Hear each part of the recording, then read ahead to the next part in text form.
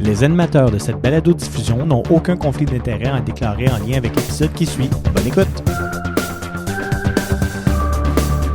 Bienvenue au Pharmascope.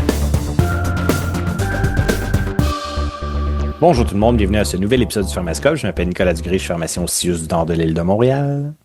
Bonjour tout le monde, je m'appelle Olivier Massé, je suis pharmacien dans le même CIUS. Salut, je m'appelle Amélie Gravel, je suis médecin de famille au GMFU Sacré-Cœur dans le même CIUS. Comment ça va? Bien, toi? Popé, monsieur Massé.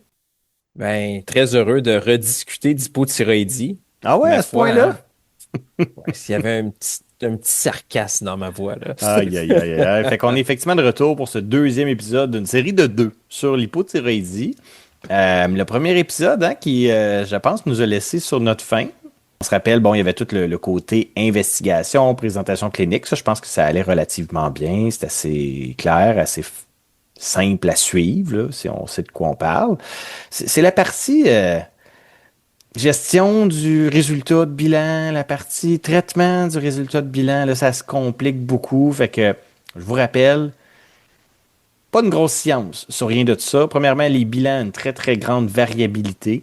Fait que être capable de déterminer un changement là, entre deux TSH, c'est probablement pas si évident que ça, avec une variabilité attendue qui va jusqu'à 40 à 50% entre deux valeurs de TSH qui sont en fait les mêmes.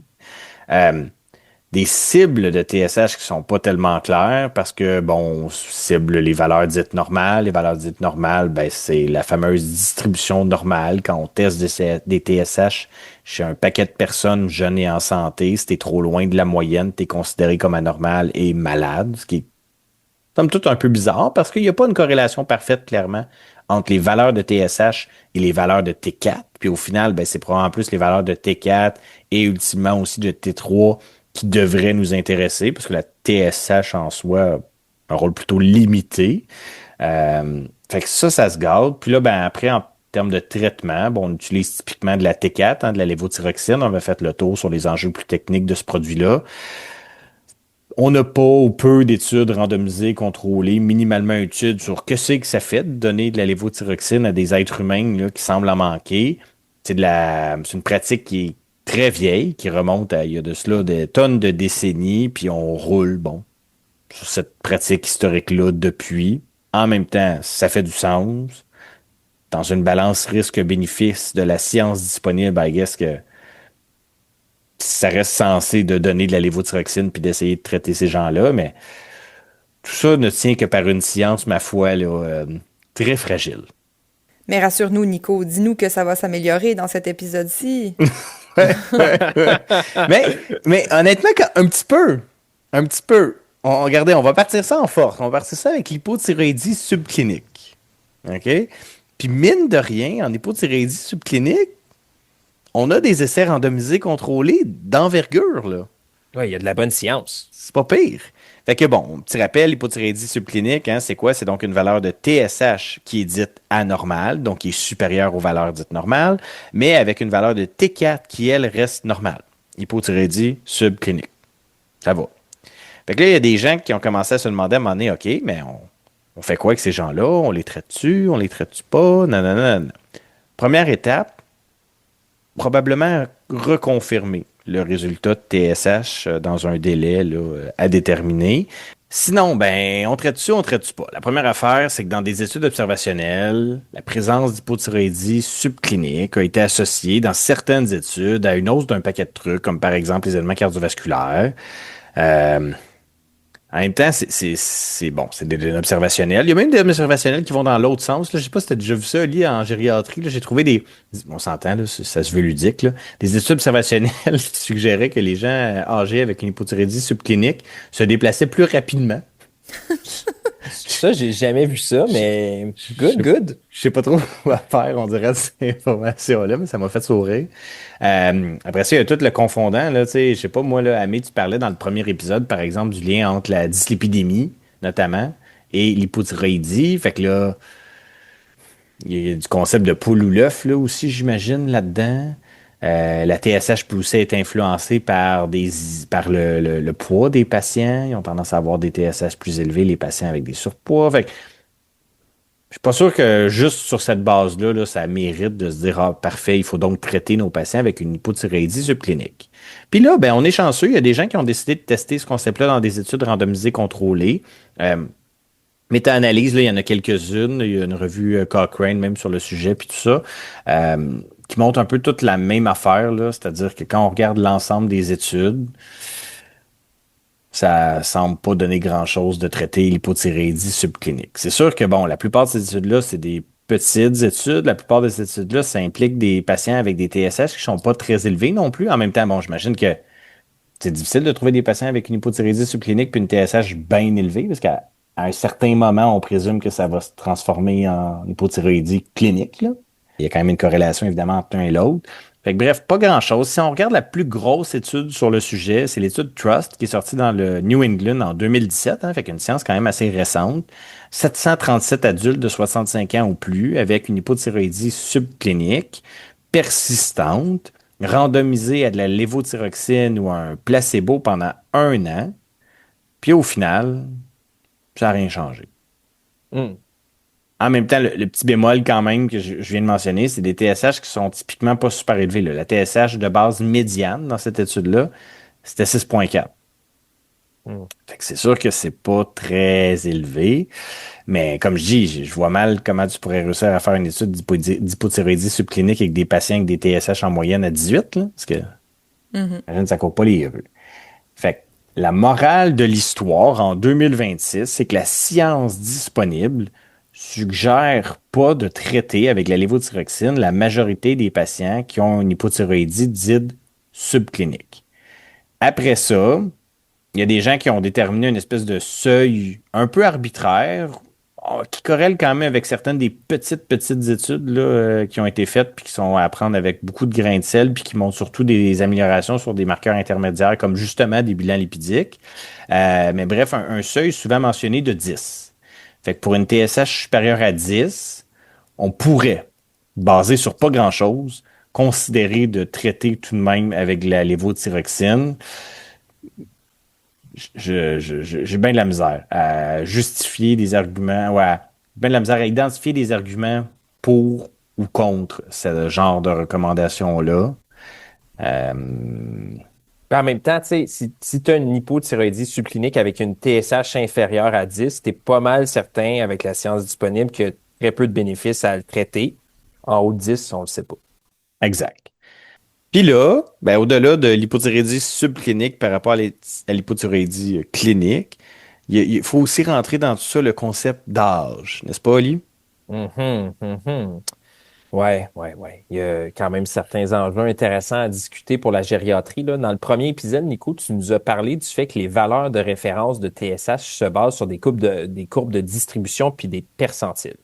Ouais. Puis on remarque que dans une population sans hypothyroïdie, on a une TSH médiane autour de 1,5, puis 95% des patients ont une TSH entre 0,45 et 4,1, 4,2, ce qui donne pas mal nos valeurs normales de laboratoire. Exact. Et quand on regarde la TSH médiane par sous-groupe d'âge, il y a clairement un phénomène d'augmentation de la TSH, puis sa limite normale supérieure augmente aussi, là. Puis c'est surtout à partir de 60 ans qu'on remarque qu'il y a vraiment une augmentation physiologique de la TSH. Puis pour prendre un petit exemple, par exemple, chez les 80 ans et plus, on a entre 10 et 15% des patients sans hypothyroïdie qui vont avoir une TSH supérieure à 4,5.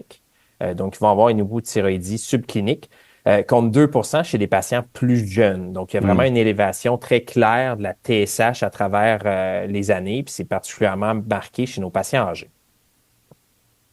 Mais là, évidemment, ça ne règle pas la question parce que comme nos cibles, comme notre distribution, tout ça est basé sur pas grand-chose, ça veut dire que donc faut plus traiter les personnes âgées, là? Ça veut dire qu'il faut accepter le fait que leurs TSH sont normalement plus élevés puis que c'est correct ou Ouais. Puis après, qu'est-ce qu'on fait avec ça? L'ATA, l'American Thyroid Association, reconnaît, eux autres, dans leur ligne directrice de 2017, que les intervalles normaux de TSH sont plus élevés dans la population gériatrique et donc que des cibles de TSH plus élevées pourraient être appropriées chez les patients plus âgés avec un diagnostic d'hypothyroïdie. en pratique, c'est pas recommandé de viser absolument le haut de l'intervalle normal de la TSH. C'est pas recommandé non plus de viser précisément entre 4 et 6 de TSH. Là. Il y a cette cible-là de gériatrique qui est souvent véhiculée dans des références, là, le 4 à 6.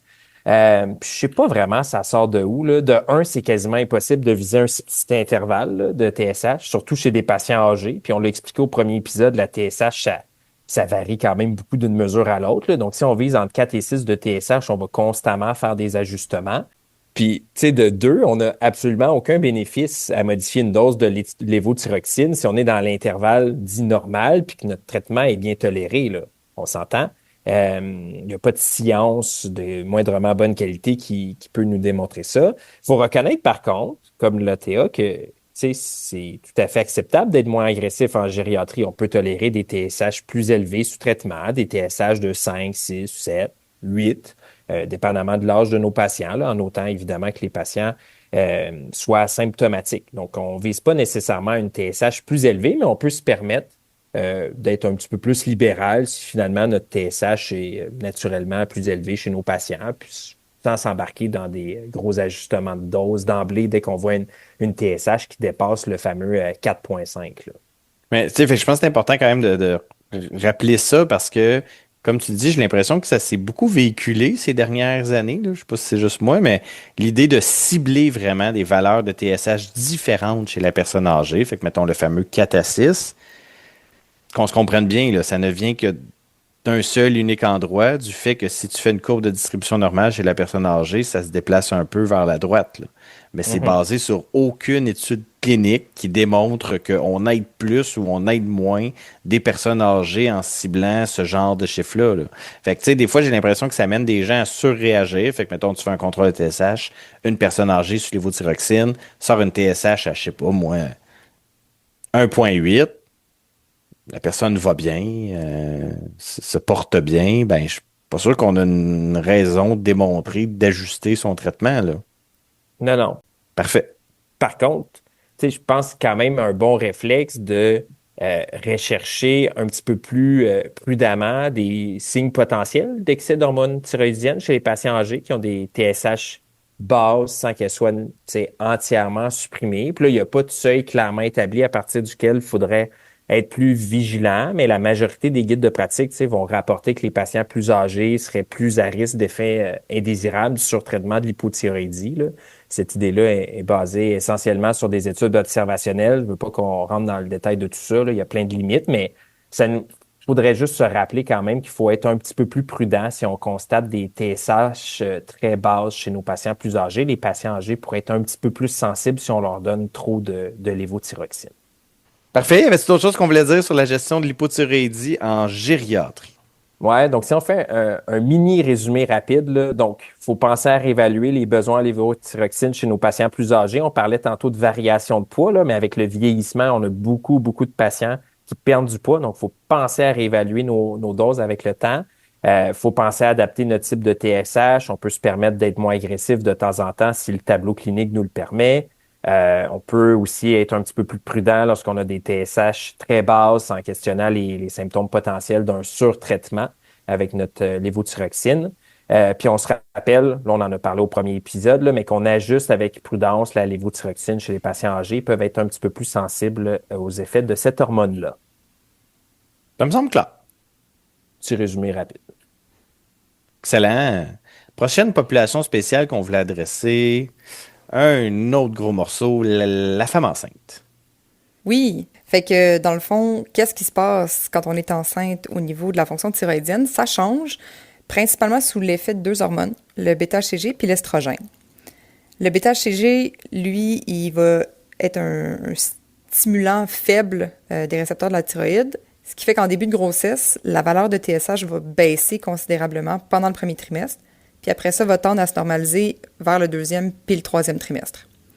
Après ça, l'estrogène va augmenter la thyroxine binding globulin, fait que la TBG.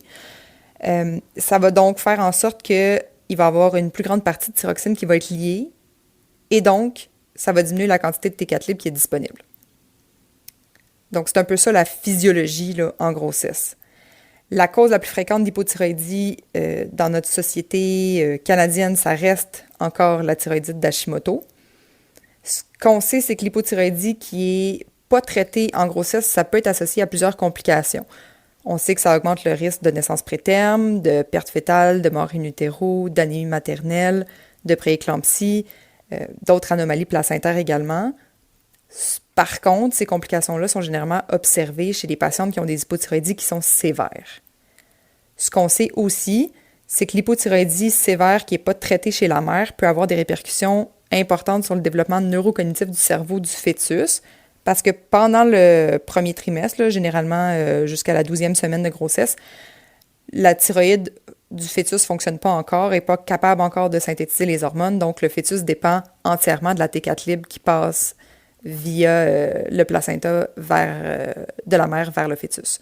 Donc c'est pour ça que ça peut avoir des répercussions, puis on sait que c'est des répercussions qui sont irréversibles si c'est pas traité et qu'on a une hypothyroïdie qui est sévère.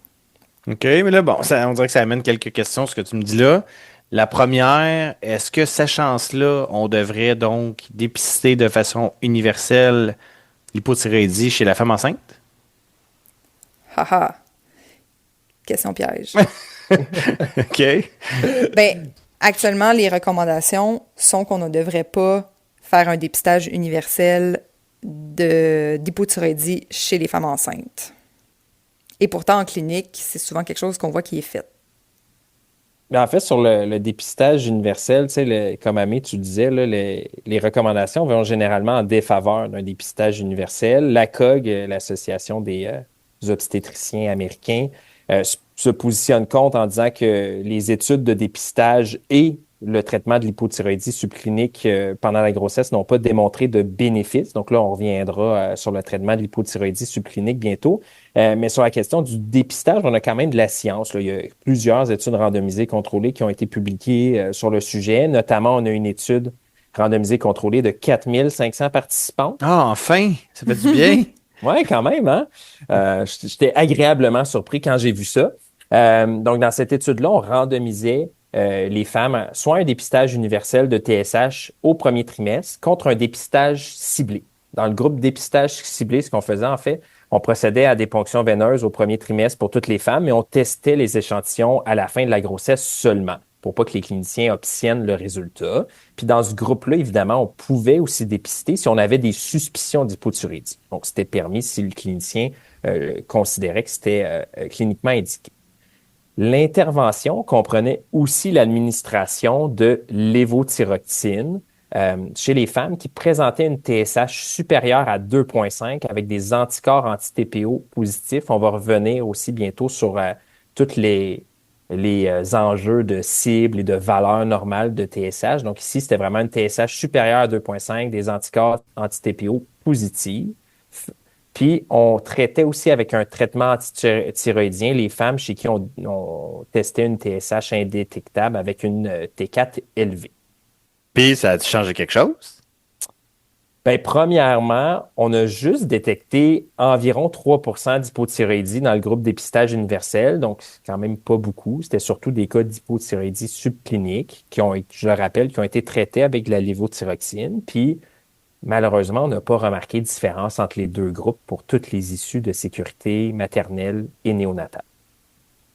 Ouais, fait en tout cas, une science c'est quand même pas mal plus solide que bien des affaires dont on a jasé à date en hypothyroïdie, qui semble suggérer que le dépistage universel, fait qu'on se rappelle, dépistage égal patient qui n'appelle pas là, un besoin de bilanter sa TSH, fait qu'il n'y a aucun symptôme ou signe de suggérant quoi que ce soit. Ça ne semble pas donner grand-chose. Puis sur cette science-là, ce que vous nous dites, c'est que l'ACOG ne recommande pas le dépistage. Exact. On dirait qu'en pratique, c'est plus nuancé, hein? Mm-hmm. OK. Fait que là, mettons qu'on reçoit un bilan, que ce soit parce qu'on a décidé de dépister là, universellement ou parce qu'on avait un signe ou symptôme là, qui laissait croire à quelque chose, puis on a fait un bilan. On l'interprète-tu différemment pour poser un diagnostic ou... Ben, une des difficultés qu'on rencontre pour le traitement des femmes enceintes, justement, c'est définir les valeurs de référence, puis par conséquent, la cible de TSH à viser sous traitement, parce que la cible dépend évidemment, comme tu nous l'expliquais, Nico, ça dépend des valeurs de référence. La majorité des guides de pratique, ce qu'ils vont recommander, c'est que les valeurs de référence soient ajustées à chaque trimestre en fonction des valeurs moyennes de la population locale. Mais en pratique, on n'a pas vraiment accès aux données locales, puis on utilise souvent la plage de référence dite normale de 0,1 à 4. Donc, une TSH un petit peu plus basse que ce qu'on remarque dans la population générale. Puis lorsqu'on parle de cible ou de diagnostic, ben là, pour le diagnostic, ça varie beaucoup d'un guide de pratique à l'autre, là, mais une fois qu'on a décidé de traiter avec la lévothyroxine, ce qui revient souvent, c'est une cible de TSH qui est généralement de moins de 2,5, surtout au premier trimestre. Là, après, ça peut varier selon les trimestres. Il y a d'autres guides de pratique qui nous disent, qui nous donnent pas de cible claire avec un chiffre clair, mais qui nous disent qu'on devrait viser le bas de l'intervalle normal. Puis bon, vous allez être un peu déçus, mais j'ai pas trouvé de science de moindrement bonne qualité ici. Là. Ça semble surtout basé sur le fait que les femmes enceintes ont naturellement une TSH plus basse, donc on devrait diagnostiquer plus rapidement l'hypothyroïdie et avoir une cible aussi plus agressive chez ces patientes-là. Mais tu sais, physiologiquement, ça fait du sens parce que comme on sait qu'il y a plus de protéines qui bindent la T4 libre, donc il y a moins de T4 libre, donc il faut en donner plus pour finalement arriver à des niveaux normaux là, de T4 libre disponibles pour que ça puisse faire sa job. Là. Donc, ça fait du sens. Ben, d'un point de vue physiologique, c'est juste qu'après, on n'a pas de C'est bonne ça. science qui nous démontre que faire ça, ça va changer le devenir clinique de nos patients. OK. Fait que là, pour une patiente qu'on décide de traiter, bon, on a parlé déjà dans le premier épisode des doses de départ et tout ça, mais je présume que ça fait du sens aussi d'être probablement dans le côté plus agressif ou rapide de la dose du fameux là, 1 point. Bon, ça se promène un peu, là, mettons 1,6 microgrammes par kilo par jour, parce que clairement, si tu pars à 12,5 puis que tu ajustes aux 8 semaines par shot de 12,5, 25, là, la dite femme enceinte, à un moment donné, elle sera plus enceinte puis tu seras toujours pas là. Ben, en effet, puis surtout, tu sais, si la TSH est très élevée, puis là, Amé nous parlait des risques associés à une hypothyroïdie tu sais, clinique non traitée, surtout sévère. En effet, c'est sûr que si on s'embarque avec une dose de départ très faible, ben on va atteindre notre cible quand notre patiente ne sera plus enceinte. C'est ça. Donc, on va avoir un peu manqué le bateau. Donc oui, ça s'applique encore. OK. Puis là, ben, l'autre scénario, c'est d'avoir une patiente qui est déjà connue et traitée pour une hypothyroïdie, qui reçoit déjà de la lévothyroxine et qui tombe enceinte. Oui. Donc là, il y a plusieurs façons de gérer ce cas-là. Je sais pas si vous voyez un peu la même chose que moi, là, mais il y a beaucoup, beaucoup de cliniciens qui vont augmenter dès le début de la grossesse de 20 à 30 la dose de lévothyroxine. Là. Puis typiquement, les cliniciens vont prescrire la même dose de lévothyroxine à la même dose, là, donc à prendre un comprimé une fois par jour du lundi au vendredi. Puis la fin de semaine, ils augmentent à 2 comprimés une fois par jour, ce qui revient à une augmentation environ de l'ordre du 20 à 30 qui est quand même fait pas mal en pratique comme méthode d'ajustement préemptive dès le début de la grossesse. Ben, c'est sûr, c'est simple, je présume. Oui, puis ça répond justement aux besoins en hormones thyroïdiennes qui sont augmentés, au fait que il va falloir probablement ajuster la dose. Ça, d'un point de vue physiologique, ça fait du sens. Par contre, il y a des guides de pratique qui proposent aussi de garder la même dose en faisant des suivis puis des ajustements si besoin. Ça serait pas nécessairement une mauvaise conduite de juste attendre puis faire des contrôles de TSH. Ici, j'ai pas trouvé de bonne science sur les différentes stratégies d'ajustement puis de prise en charge. Je pense que l'important, c'est moins la stratégie adoptée, mais plus le suivi qui va avec notre décision. Là. Il va falloir faire un suivi de TSH. Puis parlant de suivi, il y a encore une fois pas de bonne science sur la fréquence idéale de suivi, mais il y a beaucoup de guides de pratique qui proposent de suivre la TSH toutes les 4 à 6 semaines jusqu'à 20 semaines de grossesse, puis au moins une fois à 30 semaines. Là. Dans la majorité des cas, c'est recommandé de suivre un peu plus intensivement la TSH. On dirait que tu as vraiment tout donné tantôt hein, sur la bonne science, finalement, avec ton étude randomisée contrôlée de 4500 participantes. Là. Il en restait plus pour les autres, là, hein, c'est ça? Quand on parlera d'hypothyroïdie subclinique pendant la grossesse, il y a quand même un peu de science, mais c'est ça. Ouais. OK, ben on peut aller là, là. Fait que si je résume, pour la femme enceinte, le dépistage universel, la science semble pas vraiment démontrer le bénéfice de ça. Après ça, ben, le dépistage de patientes ou l'investigation là, chez des patientes qui présentent une quelconque suspicion clinique d'hypothyroïdie, certainement à mettre de l'avant. La patiente avec une hypothyroïdie clinique, ben, OK, le traitement, probablement partir à une dose minimalement élevée d'emblée pour pas que ça s'étire sur 3 éternités. La cible de traitement, on dirait que vous avez retenu que c'était vraiment pas si clair que ça, mais il y a une espèce d'idée de se tenir plus dans la zone agressive de traitement, avec une TSH plus dans la moitié basse de l'intervalle normal. Puis pour la patiente qui est déjà connue hypothyroïdienne, déjà sur l'évothyroxine, qui tombe enceinte, il y a la fameuse idée d'augmenter d'emblée la dose, de, par exemple, rajouter 2 comprimés supplémentaires de la dose habituelle par semaine pour répondre aux besoins physiologiques attendus durant la grossesse. Ça Un beau résume-tu pas résumé. pire? C'est un beau résumé. Fait que là, tu nous dis qu'il y a de la science pour l'hypothyroïdie subclinique chez la femme enceinte.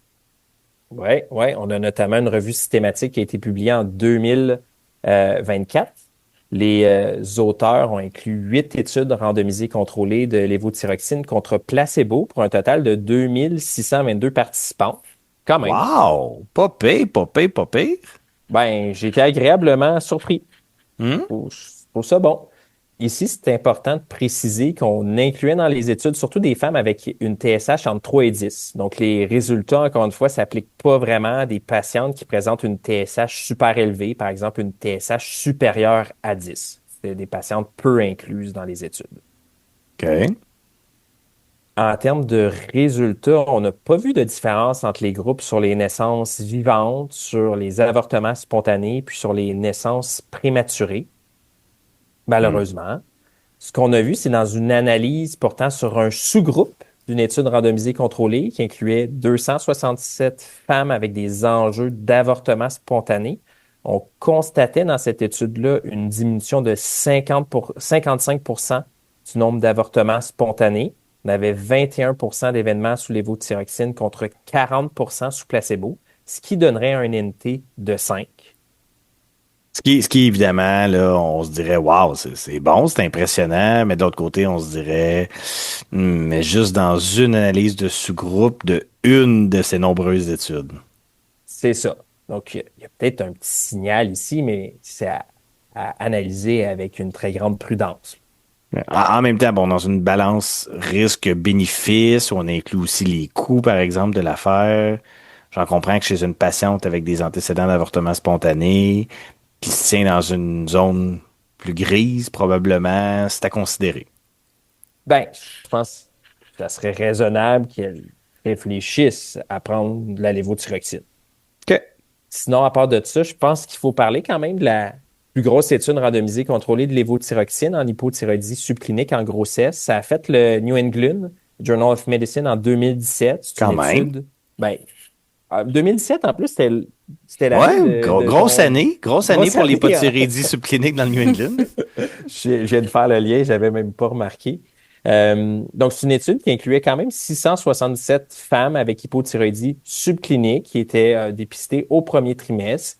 Ici, c'était défini l'hypothyroïdie subclinique comme une TSH supérieure à 4 avec une T4 libre normale. La TSH médiane des patientes dans l'étude était de 4,5. Oh, fait que la moitié des patientes avaient une TSH entre 4 et 4,5. Là. Voilà, C'est niché, là. très niché.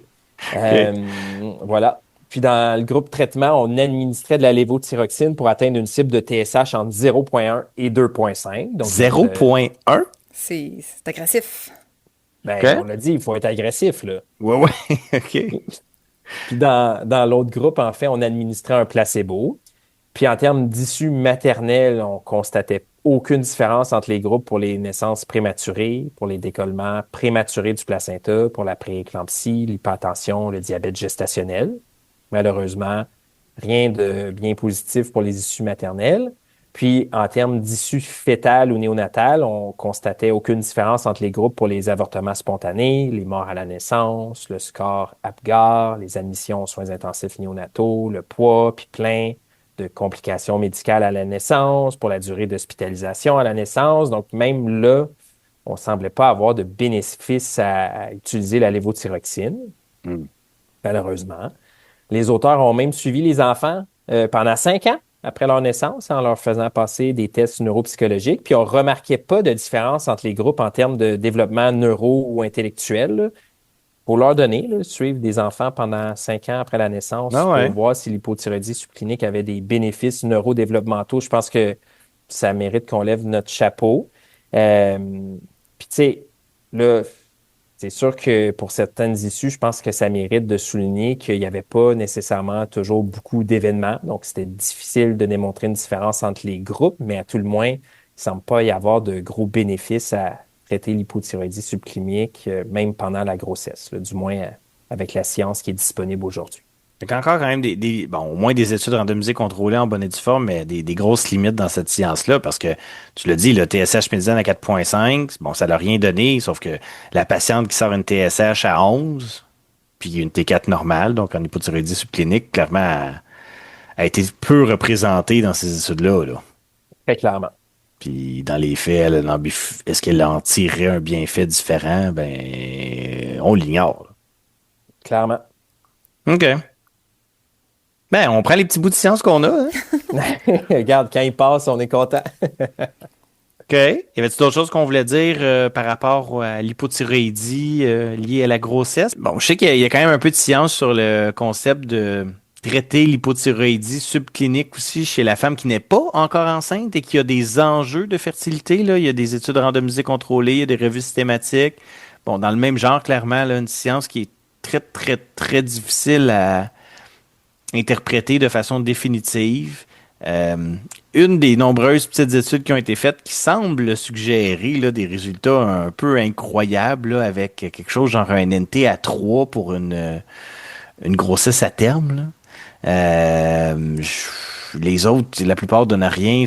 Je sais pas trop quoi faire avec ça. Je pense que au final, encore une fois, dans une balance risque-bénéfice, c'est sûr, il faut toujours se rappeler ça, qu'on le veuille ou qu'on le veuille pas. On parle de lévothyroxine ici, un traitement qui est, somme toute, très bien toléré, si bien géré, qui est simple à utiliser, qui est pas dispendieux, qui est ci, qui est ça. Dans une balance risque-bénéfice, je pense que avec la science disponible, je serais clairement pas choqué là, de voir quelqu'un initier un traitement de lévothyroxine chez une patiente en processus de fertilité avec une hypothyroïdie subclinique. Un NNT à 3, c'est quand même impressionnant. Puis là, je sais qu'il y a des limites dans l'étude, là, mais... Non, ça fesse. C'est quelque chose. Là. Bon, ça fait-tu le tour de la grossesse et de l'hypothyroïdie, là? Autant que faire se peut. Parfait. En terminant, on voulait peut-être juste glisser un petit mot, là, mais c'est clairement pas notre pratique cible. Là. C'est les patients qui présentent des cancers de la thyroïde. Puis sur la gestion ou la cible de TSH, c'est chez ces patients-là, parce qu'il y a quand même une particularité. Fait que je ne veux pas m'étendre plus qu'il faut sur le sujet, mais quand même s'assurer que les gens soient familiers avec les nuances, parce que ben sinon, ça peut mener à des surprises. Puis si on n'est pas au courant de ce qu'on est en train de faire, ben, j'imagine que ça peut mener à des ajustements inappropriés.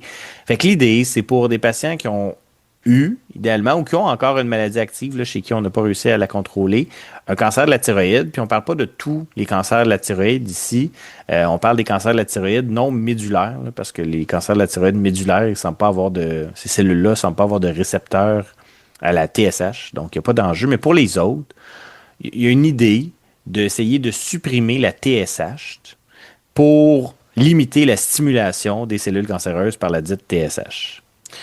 Il y a, vous devinerez, pas de belles études randomisées, contrôlées, là, qui a comparé différentes cibles de TSH ou de suppression de patentes, là, puis qui a démontré des affaires incroyables, hein? Qui l'ait cru. Il y a des études observationnelles, évidemment, sur le sujet, qui laissent croire que quand on dit supprimer la TSH, là, il y a différentes intensités à ça. Là. La ultime, c'est d'amener la TSH littéralement en bas de 0,1. Là. Fait qu'on parle ici d'un contrôle très, très, très, très, très agressif de la TSH. Il y a aussi une cible un peu moins agressive entre 0,1 et 0,5, mais bref, on parle de vraiment amener les TSH à des niveaux très bas, beaucoup plus bas que ce qu'on viserait normalement, certainement. Fait qu'il y a des données observationnelles qui suggèrent qu'on pourrait améliorer le devenir de ces patients-là, diminuer donc la récurrence de néo, puis ultimement peut-être même, qui sait, là, la survie, puis ces affaires-là. Dans les mêmes types de données observationnelles, on a aussi des inquiétudes à faire ça. Hein. Oli t'en a parlé, là, il y a quand même des risques, il y a des choses documentées associées à une hyperthyroïdie iatrogénique, finalement. Fait qu'on parle, bon, tu l'as dit, là, risque notamment d'arythmie, risque de fracture, ces affaires-là. Fait qu'on en est là. Au final, ce que les sociétés savantes semblent recommander, c'est d'évaluer le risque de la maladie néoplasique. Fait il y a des systèmes pour classifier les patients à faible risque, risque modéré ou haut risque. Puis là, ben, en fonction du risque, il y a des recommandations qui vont suivre sur la cible de TSH, puis la durée de cette suppression de TSH-là. On ne sait pas exactement combien de temps on devrait supprimer la TSH, parce qu'évidemment, un patient qui répond bien à ses traitements contre la néoplasie, probablement qu'après un certain temps, ben, le risque de problème néoplasique est diminué, puis probablement qu'on peut se mettre à cibler des TSH plus typiques, plus standards, mais tout ça est rempli d'incertitudes. Fait que perso, je pense que ce qui est important pour aujourd'hui, pour les soins de première ligne, c'est de savoir que c'est tout à fait attendu qu'il y ait des patients qui ont eu un néo de la thyroïde, pour qui on veut volontairement cibler des valeurs de TSH très, très, très, très, très, très basses. Puis donc, clairement, pas se mettre à désintensifier des traitements de lévothyroxine là, chez ces patients-là sans considérer l'ensemble de l'œuvre. Là. S'il y en a qui ont vraiment de l'intérêt en oncologie, mon Dieu, vous écoutez pas le bon podcast. Là. C'est pas mon univers. Et que c'est pas mon univers. Fait que c'est ça. C'est ça qui est ça avec l'hypothyroïdie. J'ai le goût de vous dire, je suis désolé. Beaucoup d'inconnus, beaucoup d'incertitudes, beaucoup de sciences absentes. On peut pas l'inventer. On fait ce qu'on peut avec ce qu'on a. En espérant que ça aide. Je sais pas. Je reste sur ma faim. Mais bon. On fera mieux la prochaine fois. On n'invente pas de science. Sur ce, petit message habituel. Si vous avez des questions, des plaintes, des critiques, des commentaires, toujours écrire à Oli. Sinon, ben, on s'en parle bientôt. Ciao, ciao. Salut! Bye là. L'information contenue dans cette balado-diffusion est à titre indicatif seulement et ne remplace en rien l'avis ou le jugement d'un professionnel.